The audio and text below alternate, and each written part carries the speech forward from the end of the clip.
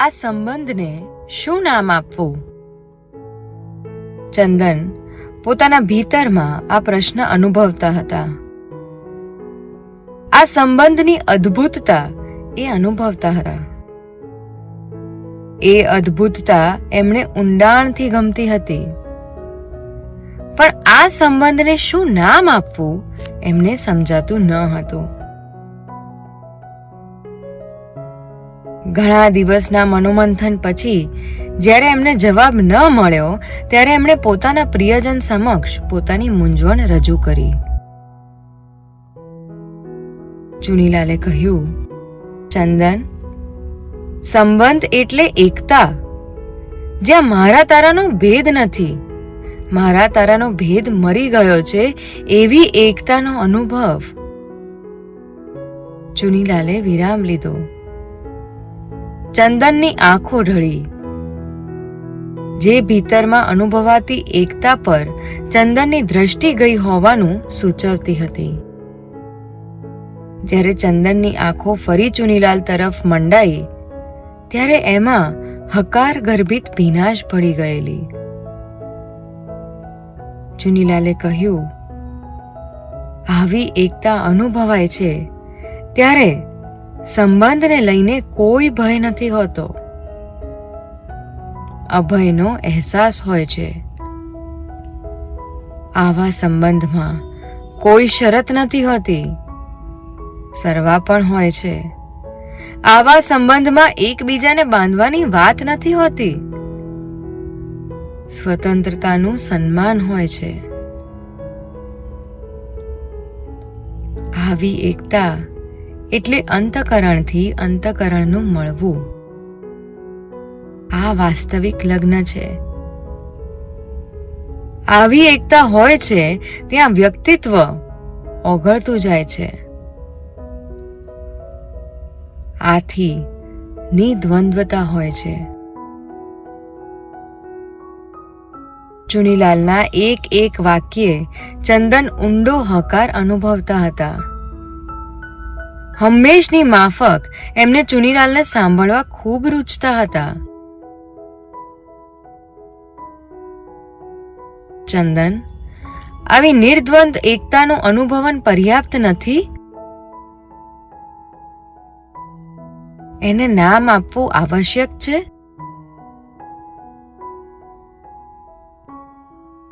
ચંદનનું માથું અનાયાસ નકારમાં હાલી ગયું. આ સંબંધને નામ ન મળે તો એકતા ન અનુભવાય એવું છે? વળી ચંદનનું માથું નકારમાં હાલ્યું. નાના બાળક જેવી નિર્દોષતા એમના મુખ પર તરવરી રહી હતી. તો નામ આપવાની પળોજણમાં ન પડીએ અને એકતાને જ અનુભવીએ, એકતાને સન્માનીએ તો? ચંદનનું માથું હકારમાં હાલ્યું. આંખોના છેડા ભીના થઈ ગયા. બધી મૂંઝવણ ખરી પડ્યા પછીની અવસ્થા ચંદન અનુભવતા હતા. એમની આંખોમાં ઋણ સ્વીકાર હતો. ચંદન, જે સંબંધમાં પરસ્પરથી સલામતી અને સુખ સગવડ મેળવવાની અપેક્ષા છે એ સંબંધ જ નથી. સંબંધના નામે સ્વાર્થ છે. જે સંબંધમાં પરસ્પરથી સંતોષ પામવાની મથામણ છે કે અન્યને સંતોષ આપવા પોતા પર જોર કરવું પડે છે એ સંબંધ નથી, સ્વાર્થ છે. વિચારભેદ, મતભેદ, અંગત ગમા અણગમા એ સ્વાર્થની નીપજ છે.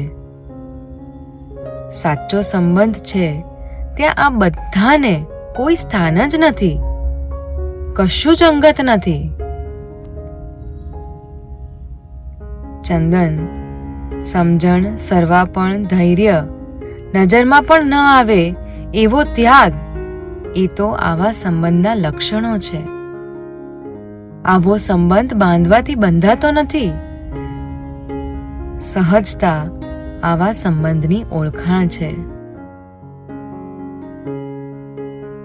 ચુનીલાલે એક ક્ષણનો વિરામ લીધો. એણે ચંદનની આંખોમાં અગાધ શ્રદ્ધા જોઈ. એ જોઈને એણે ચંદનને કહ્યું, આવા સંબંધને આકાશ જેવી ઊંચાઈ આપે છે શ્રદ્ધા. એ શ્રદ્ધા તો પરમાત્મા મિલનની દૂતી છે.